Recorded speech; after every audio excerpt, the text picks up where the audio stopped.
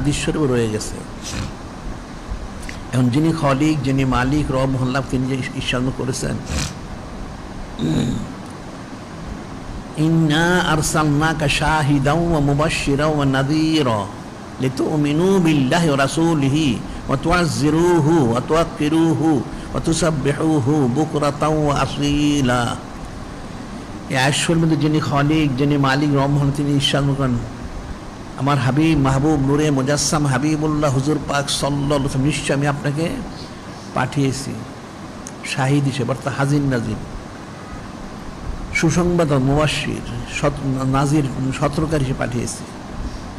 আপনি সমস্ত সৃষ্টিকে তাদের যে আমলগুলির যে ব্যাপারে আপনি হাজির নাজির সাক্ষী থাকবেন এবং সুসংবাদ দান করবেন, তাকে সতর্ক করবেন, তাহলে জান্নাতের সুসংবাদ, মহব্বত মারফতের সুসংবাদ এবং জাহান্নামের জন্য সতর্ক এবং কুফরি শিরকের জন্য সতর্ক করবেন।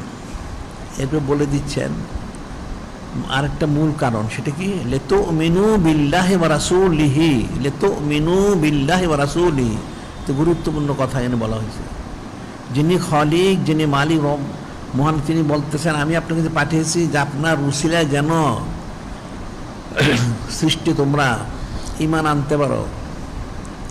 কার প্রতি? যিনি খলিক, যিনি মালিক, রহমাল্লাহ, ওনার প্রতি, এবং নূরে মুজাসসাম হাবিবুল্লাহ হুজুর পাক সাল্লাল্লাহু আলাইহি ওয়াসাল্লাম প্রতি।